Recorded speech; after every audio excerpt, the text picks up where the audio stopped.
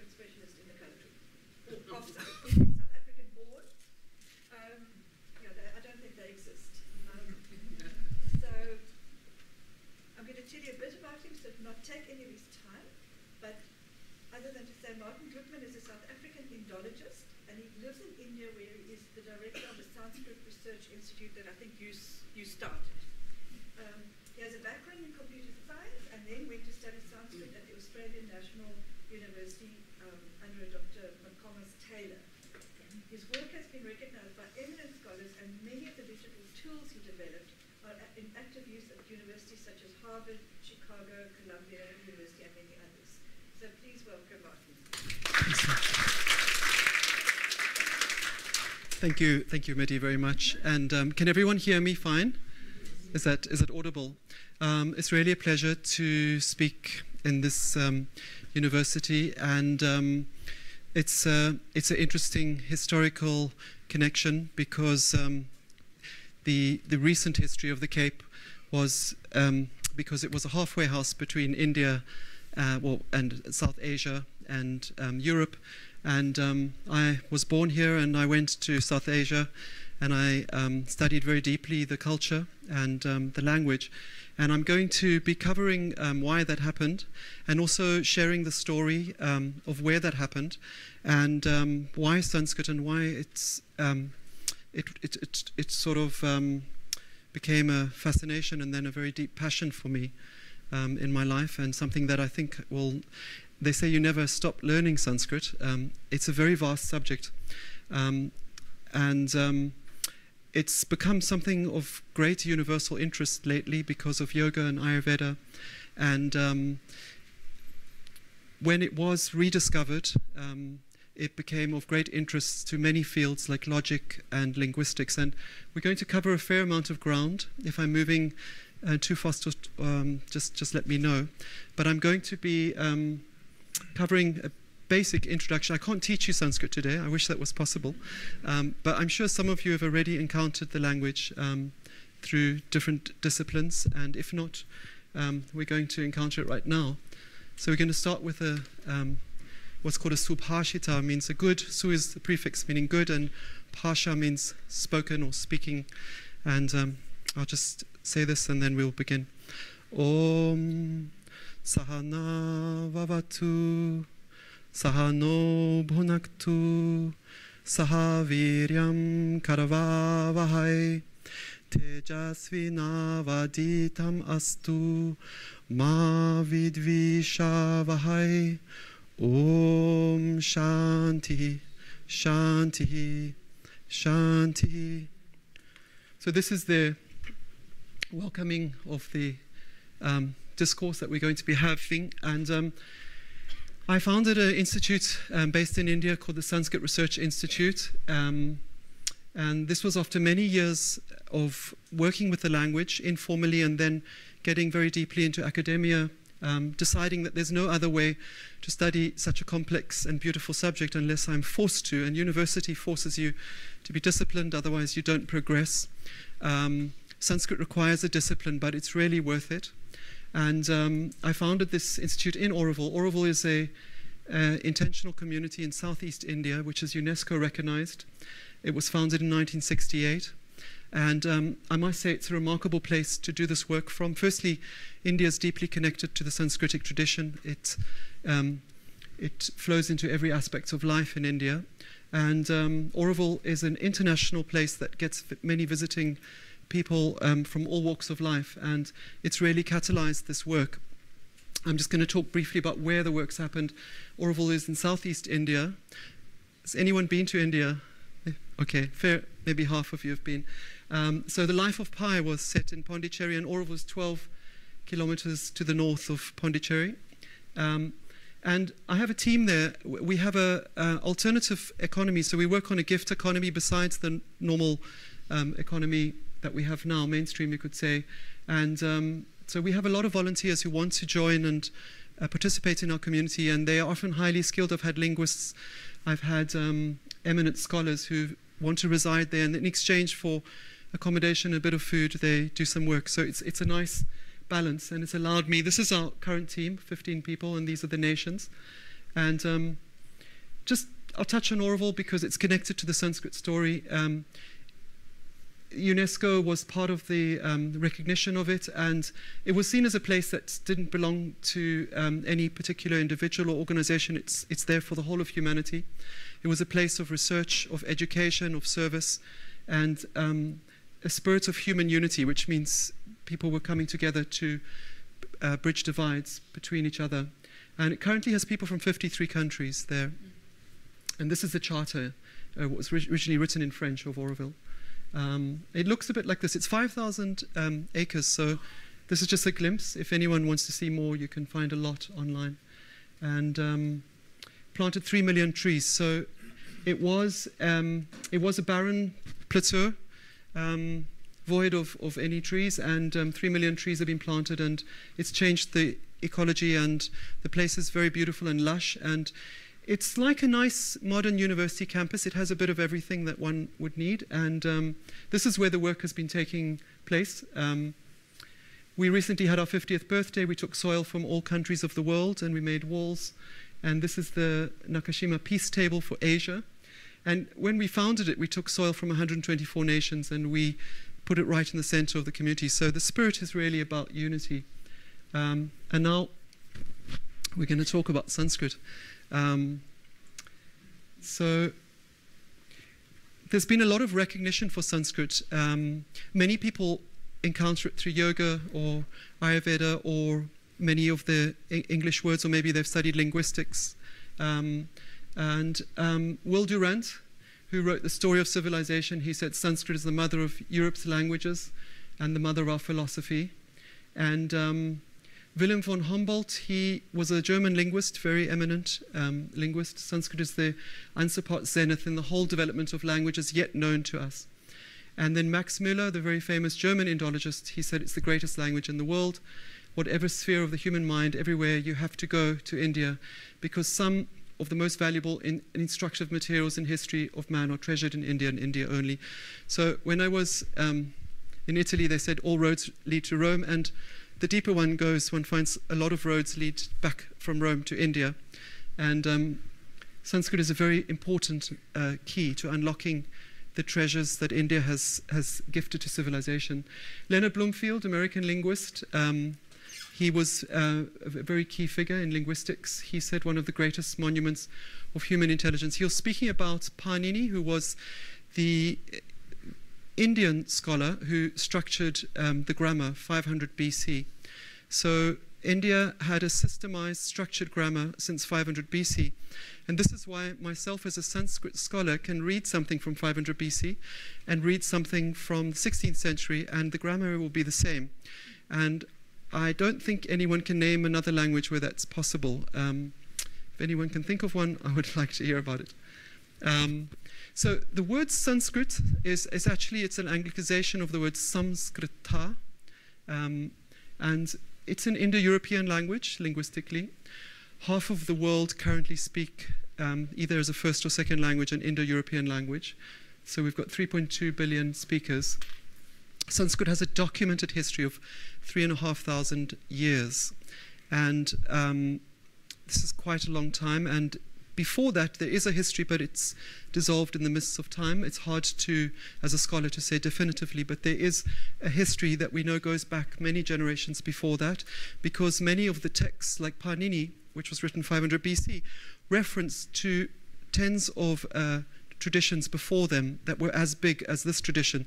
So if we do some maths, we have a very, very old human thought system. And this is something that a lot of people don't know, but it has the largest body of written material in the world prior to the invention of the printing press. It's 1,000 times larger than Greek and 1,000 times larger than Latin, which formed the basis of classics and Western civilization. And we're going to talk a little bit about that. It's been very, very important for linguistics. Linguists have found it a key to understanding comparative linguistics and also understanding grammar. Chomsky and Bloomfield, many of the eminent linguists have studied Panini. And it was the primary knowledge-bearing language of India. It has very detailed knowledge systems. Vedic Sanskrit. Often when people talk about Sanskrit, they just think it's one language. It is one language, but there was an older form which is lesser understood, and that's the Vedic Sanskrit. And this is from roughly 1500 BC, and these are the Vedas. Has anyone heard of the Vedas here? Okay, that's great. So the Vedic language is older. I had to study that at university too, and it's a little bit less unraveled than the classical. There's certain things that are a little bit unclear, but it's a particularly beautiful language. Bless you. And what's very important to understand with Sanskrit is that from 500 BC, the grammar was frozen. And if we try to read Shakespeare, we can get by with modern English. If we read Chaucer, we're going to struggle a little bit. And if we go to Beowulf, we are going to really, really struggle. And I'll give you some examples. And this is a geographical span. And you know, the more I went into Indology, these things really amazed me. So we have 7,300 kilometers of humanity. So in the east of Iran, we have remnants of Sanskrit being used, and all the way down to Indonesia. So this was a region, and you will still see fragments. You will see the Brahmic script, which was the mother script of the Devanagari script, which became the current contemporary writing script for Sanskrit. That is still used in Tibetan. Tibetans use that, and the Thai still use Brahmi, and the Thai royal family still learns Sanskrit. It's still very much alive. Maldives was a very interesting one. It's an Islamic country today, but they speak a branch of Vedic Sanskrit. So I went there on holiday thinking it's going to be a beach holiday, and it was a linguistic feast, because I could understand a lot of their language just from having studied Sanskrit. I managed to read the Avestan language. Just by knowing Vedic Sanskrit, I could read old Iranian literature and Avestan with, let's say, 60 Afrikaans to Dutch kind of relationship, if you can picture that in your mind. So it was very close. We'll say, like, questions will come at the end of the just write them down. Yeah. So this is a geographical span of Sanskrit, and this is just Sanskrit in its original form. We're not talking about the influence that it's had, which we're going to be looking at. So just looking at Indo-European branches, Sanskrit is here, and it's the oldest continually used, unchanged Indo-European language. All of these other languages you can see are no longer used. Sanskrit is still used. If you go to India today, or Nepal, or Sri Lanka, even Bhutan in the Tibetan tradition, Sanskrit is used on a daily basis. It is an essential part of Indian culture. It is a liturgical language. It is used, even spoken still, in the scholarly communities, just like Latin had been in Europe for a long time. So there's two creation stories of Sanskrit. There's the mythology from the Sanskrit tradition, which says that Lord Shiva played his drum, and out of the sounds of his damaru, the alphabet has come, and from the alphabet the grammar has come, and from the grammar the roots, and then the language has come. And then there's the scholarly version, which is that about 8,000 years ago, we had in Central Asia the development of a language that's very similar to Sanskrit, and this is going way back here, and then we have all these branches, and what I'm speaking to you in now, which is English, is here. It's in the same family of Indo-European languages, and this is a blur. It's very hard to go back with definity and to know what was there before Sanskrit. Some people have said there was a pre-Vedic Sanskrit, but we don't have recordings or remnants. The Vedic Sanskrit was recorded in an oral tradition. Writing only came to India 2,000 years ago, so the oral tradition was handed down from scholar to scholar, or father to son, and so forth. Parampara, it is called. So this is how Indo-European is looking today. These are first and second languages. So you can see we're speaking in Indo-European today, and that's why when you were to study Sanskrit, all of you are of course going to become great Sanskrit scholars soon. When you study Sanskrit, you will see incredible links with English. You will know that most of the time when you're speaking English, you're speaking a lot of Sanskrit, which is a lot of Indo-European. So I said earlier that it was the largest corpus of extant written material before Gutenberg. And our team worked out if you stack all of the manuscripts existing today, you would cross the whole of India. That's how much literature we have. And we're going to talk a bit about that. I have a project that we're working on with Google and Wikimedia Foundation with Sanskrit literature. This is the scale compared to Greek and Latin, just so you can see it on a graph. It's rather daunting. Greek and Latin have been quite well preserved. We have good efforts, but because of the climate in India, it's a moving target, because manuscripts, if they're not preserved properly and digitized, then you lose them. And there's actually an urgency with dealing with the literature extant in South Asia. It's not just in India. They've just uncovered a mass of Sanskrit manuscripts in Tibet, in a monastery that was isolated, and because the climate was so cold, it was so beautifully preserved. Manuscripts love sub-zero temperatures. And it was one of the most interesting treasures of manuscripts. So this is an interesting perspective that I also came across. There was a Cambridge economist called Angus Maddison. Has anyone heard about him? He looked at GDP for the last 2,000 years. And people often say, you know, India's a poor country. And I say, yes, well, it's actually not anymore. You can't say that anymore. 12 years ago, I went to India first in 2003. You could say it was a developing country, but India's actually overtaken France now. It's becoming quite a powerhouse again, which is a boomerang of where it was once upon a time. It was 40% of the GDP of the world, and this is 2,000 years ago. And it had a rather extended colonial era. First there was the Mughal Islamic rule, and then there was the British rule. And the economy obviously has suffered, and other countries have benefited, and other empires have been built. This is happening all over the world. But the reason I'm mentioning this is because a lot of the golden age of Sanskrit was from 500 BC till around 500 AD, and then it started to peter down. And it was at a time when India was 40% of the world's wealth. If we look today, the top universities, Harvard, Princeton, Stanford, the Nobel Prize winners, the funding and the grants are all following where the wealth is. So India had immense material wealth, and this is why it was so sought after. And there was one king who gave 600,000 gold coins. It's written in the text, so we know, just for duplicating one particular grammar of one particular scholar, which was just a commentary of a grammar. So you can imagine the fertility of knowledge in India at this time. And there is a revival now of Indian higher learning, tertiary education and research, and they just sent something to Mars. So they're doing. There is a comeback, basically, but it's important to understand the economic history of India to see where Sanskrit fits in. And there was a suppression of Sanskrit. Most people also don't know this. They think it has been easy riding, but Persian was trumping Sanskrit under the Muslim rule, and English, of course, which Macaulay was the most famous for being anti-Sanskrit education.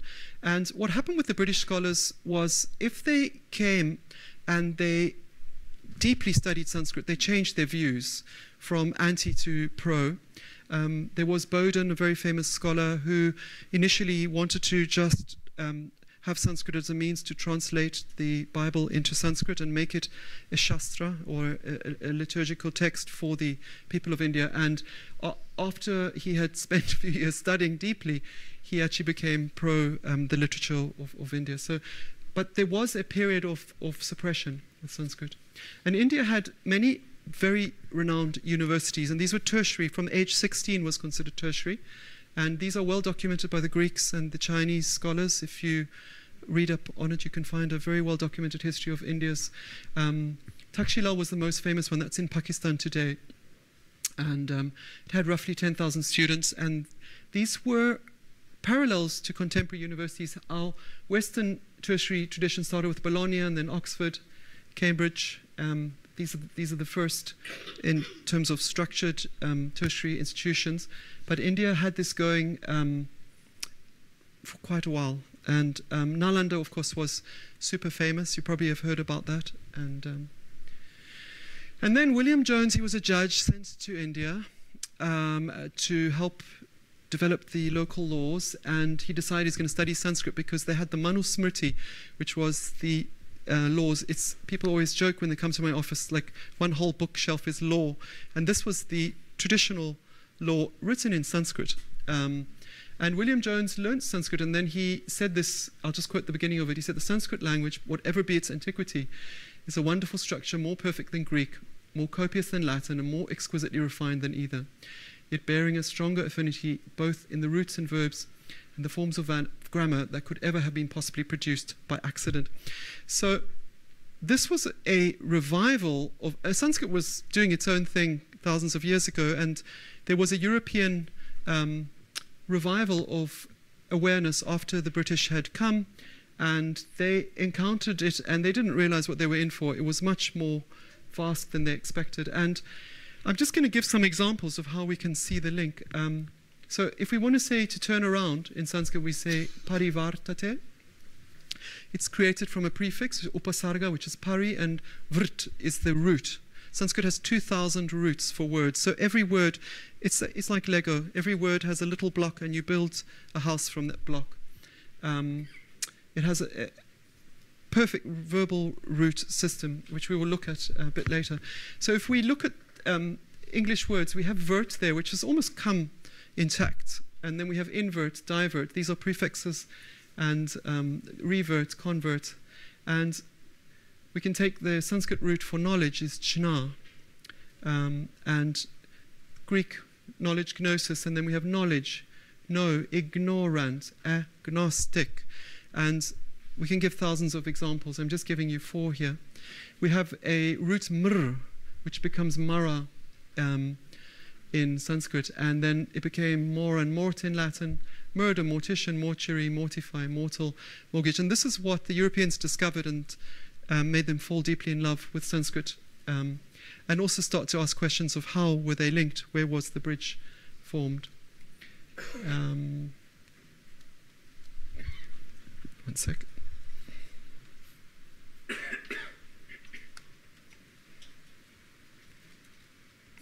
Okay, and then there's a Sanskrit root stha, which means to fix something, and we've got stay, stand, establish, stable, stare. I'm sure you can all think of tons of examples. So, yeah, we could go on all day giving links. Actually, when I'm speaking English, my brain is thinking in Sanskrit, because it gives you a lower level of, it's like in programming of computers, you have a talk to the CPU, or you can write a 3rd or 4th generation software language. So Sanskrit is on a very fundamental language for Indo European languages. So the phonology and the sounds of the language, so it was an artificial language, Sanskrit. This is very important. When I say Sanskrit, I'm talking about classical Sanskrit. Possibly elements of Vedic, but we don't have enough records.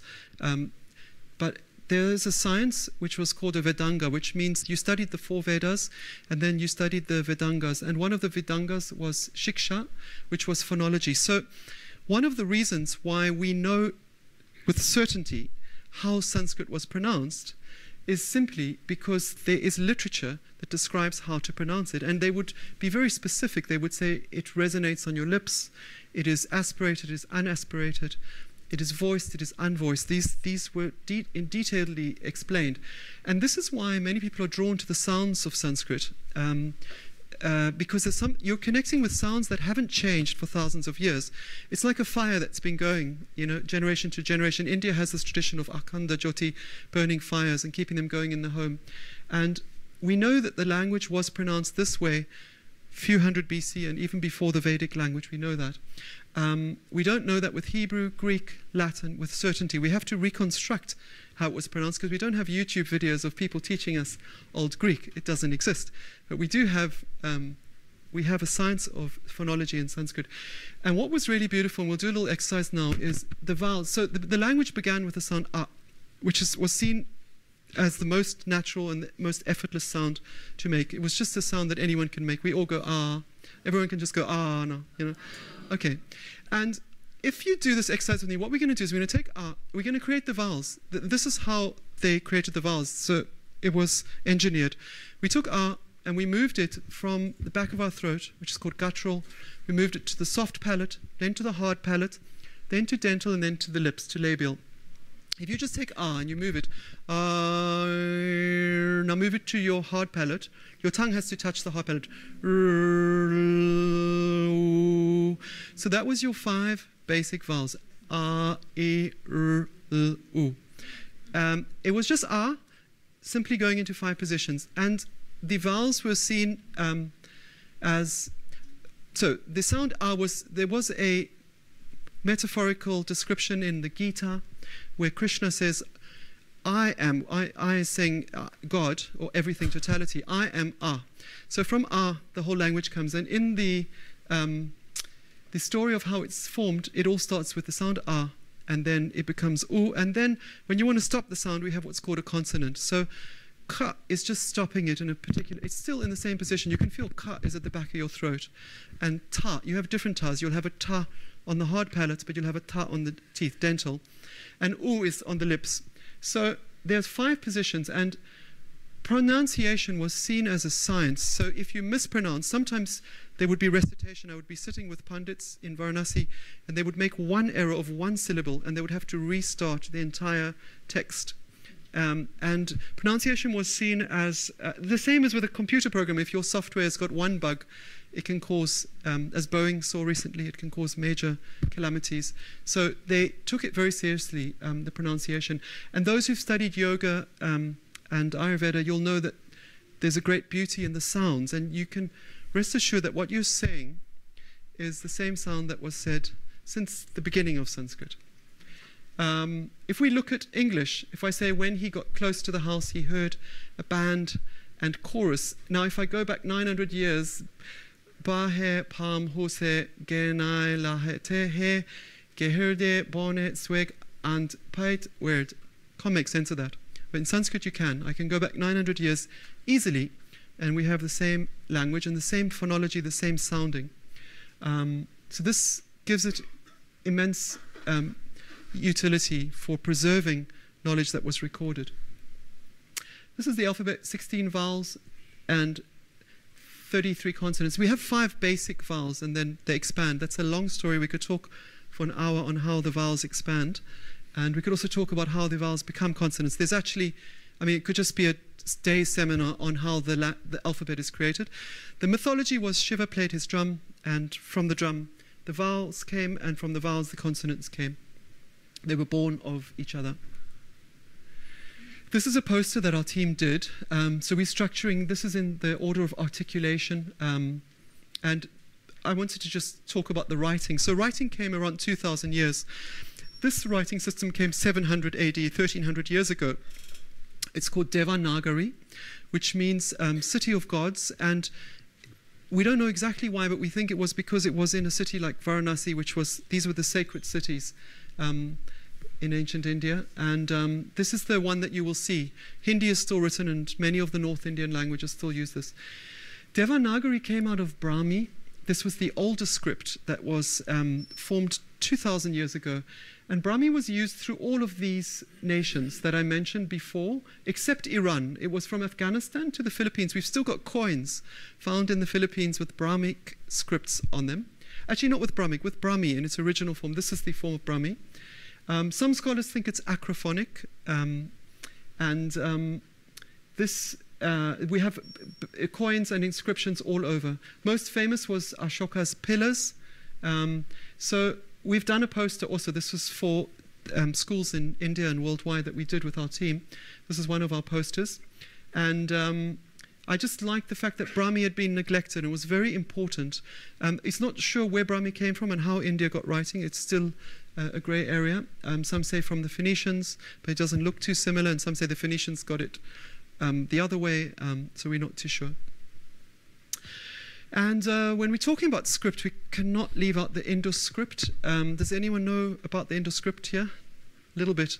So it's one of those very significant unsolved mysteries of late Iron Age, and it's a script that we found about 500 different characters. Some people are adamant it was used to write Sanskrit. Some are adamant it was used to write a Dravidian language, a South Indian language. Some are adamant it wasn't even writing.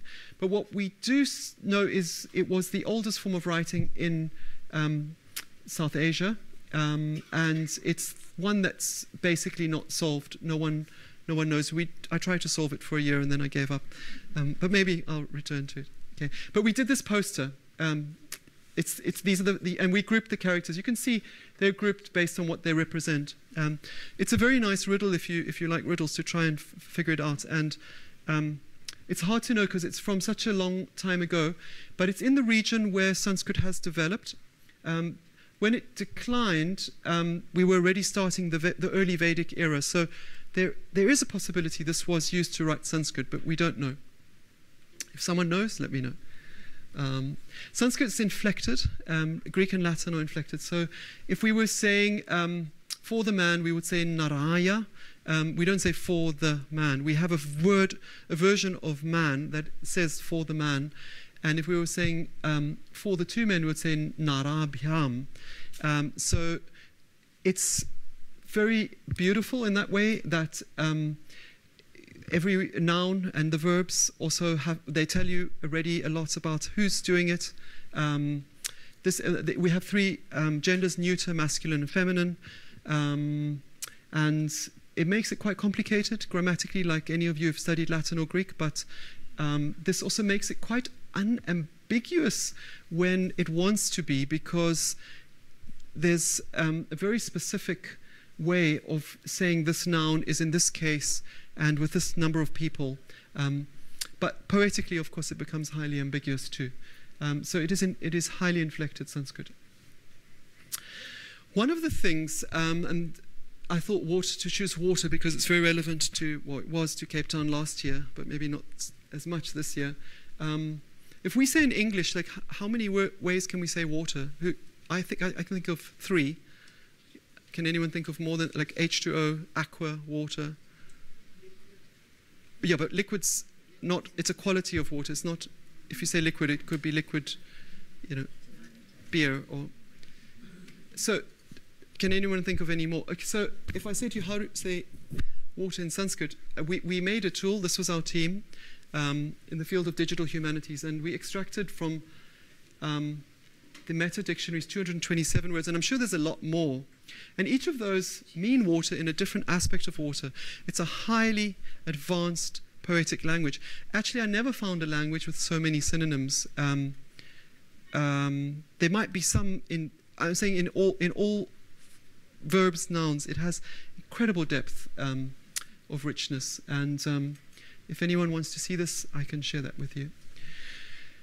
There's love, 76 ways to say love, and each is a different type of love, different quality of love.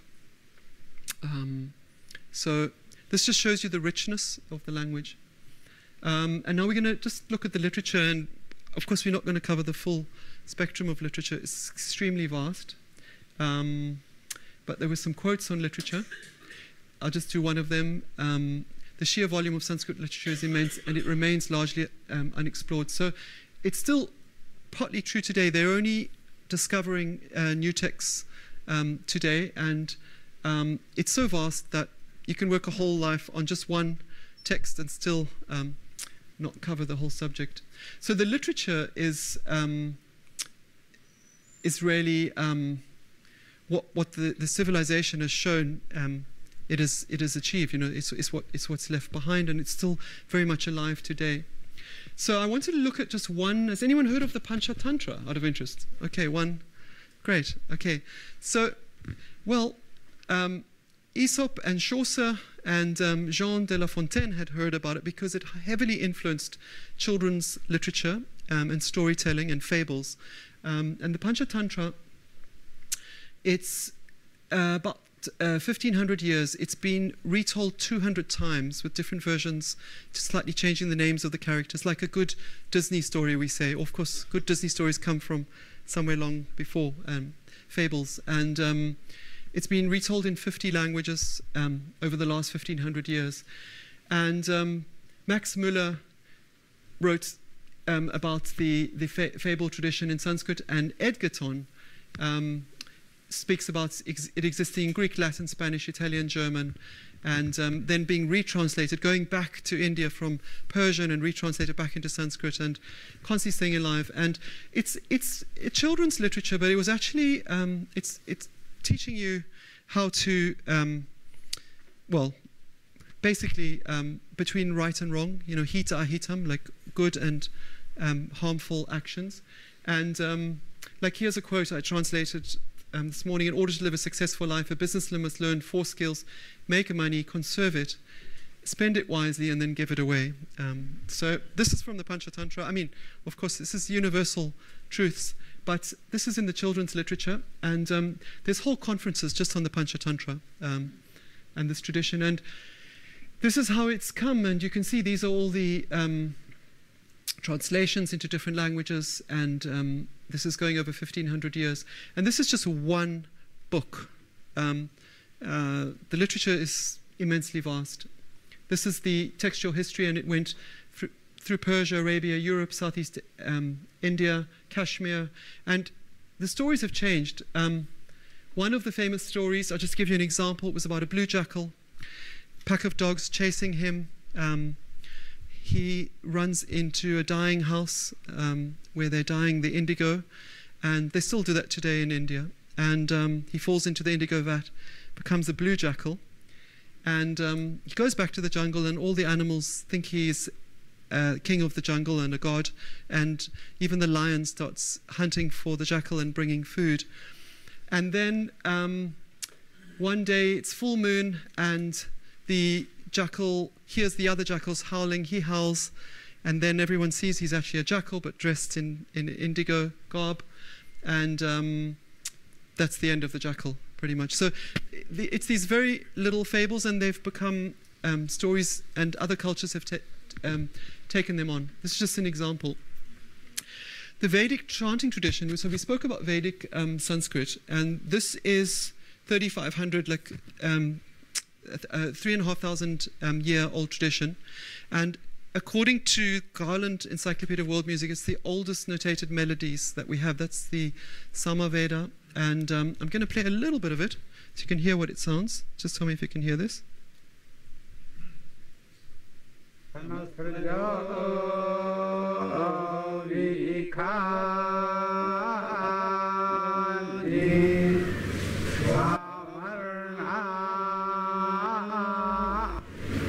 So UNESCO recognized this as intangible cultural heritage, and it's still done today. Recently we helped organize an event where it was chanted for 7 days, not just the Samaveda but the other Vedas, and it's used ritually, and it's used to bring purity and good rain. The traditions are still there, just like in African traditions we have traditions for bringing happiness and harmony to a village or a land. This is very much still used, and it's been preserved. And something maybe that you maybe didn't know is that there's Sanskrit plays that take 40 days. I can put one on, but you'll have to camp out here. We can do one. So I actually attended, not 40 days, I just attended for a few hours. But it's called Kutiyatam, and it's been preserved in Kerala. And I'm just going to show you a glimpse of it. This is Sanskrit theatre.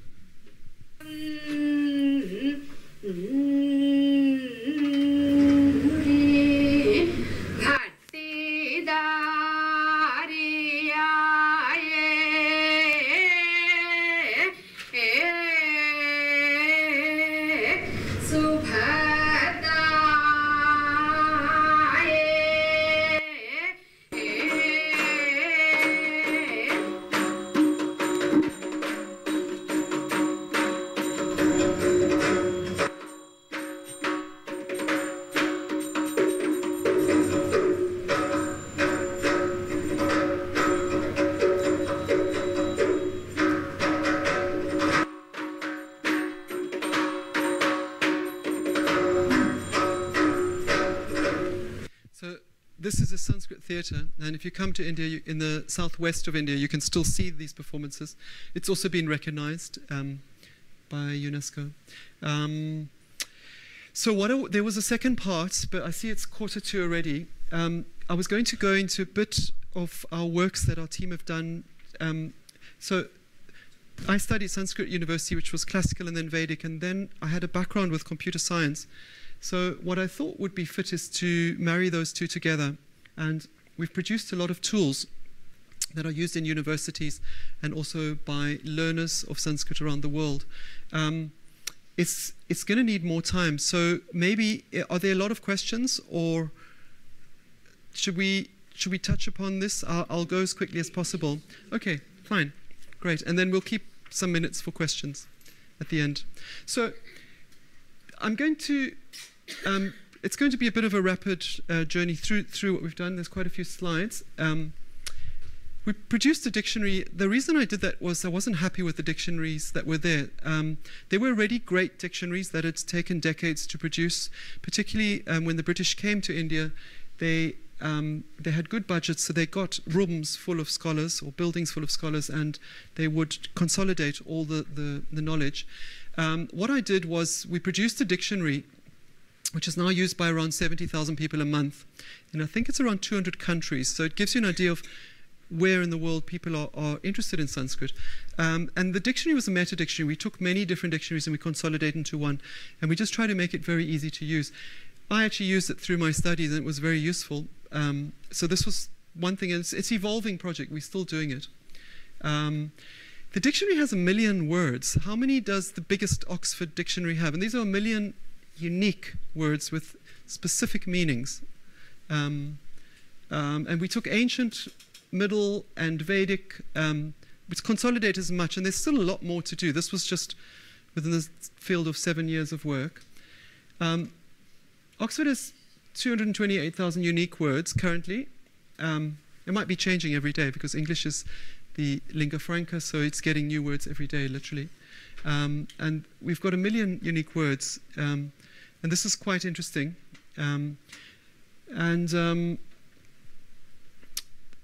We found, so we've got 75,000 people using the dictionary from 209 countries.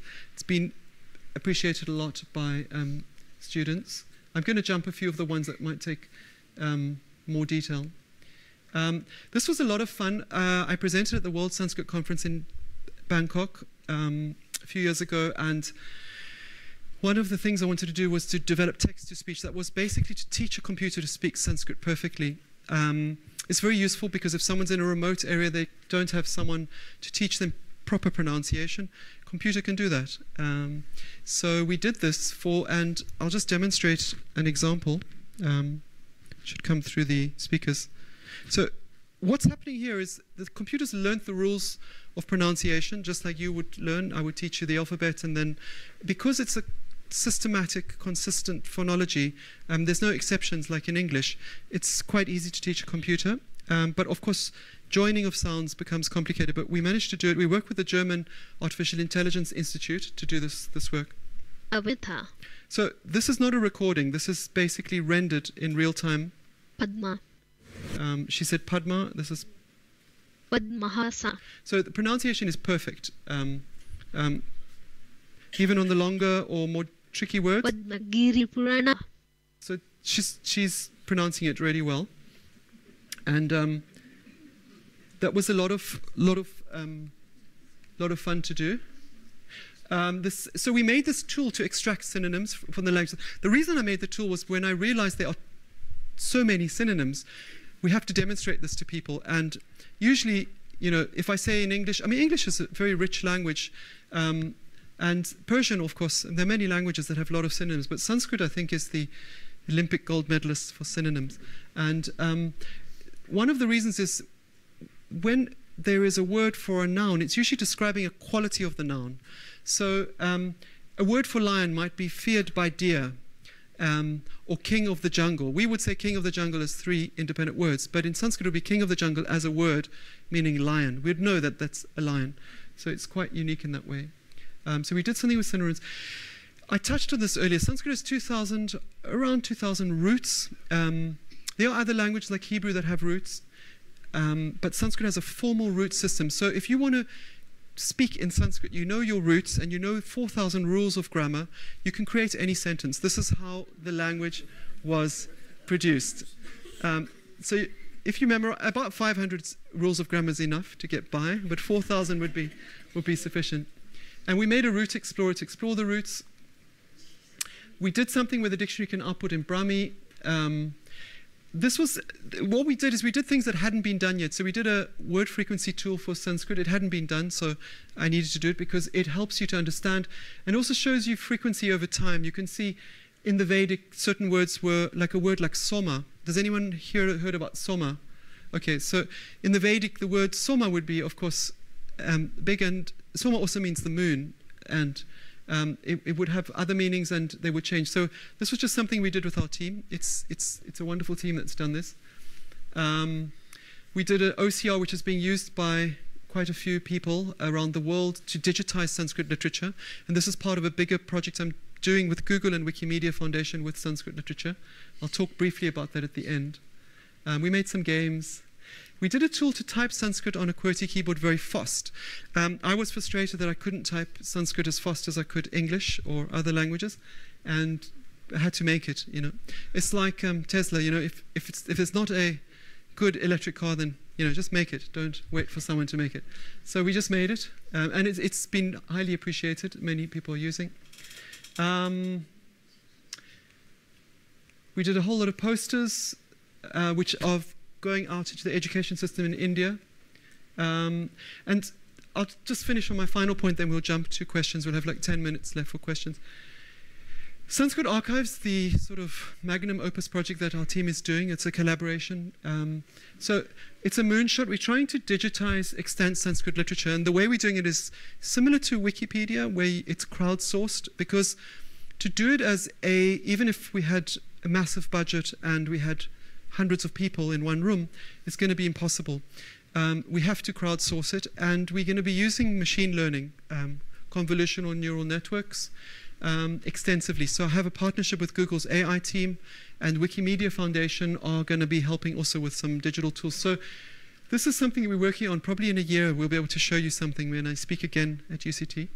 And if anyone's interested in studying further, Joy of Sanskrit, it's a free first-year tertiary course available by my professor. It's online at ANU. You've got to give it about 10 hours a week. If you can commit that, it's really, really worth it. For a year, it's worth it. You can teach Sanskrit at UCT afterwards. And American Sanskrit Institute is Vyas Houston. He's excellent. School of Practical Philosophy in Cape Town, they occasionally run courses in Cape Town, which are really good. And if anyone knows of anywhere else, you can share with the group in the question time. And that's the end. That's it. Thank you.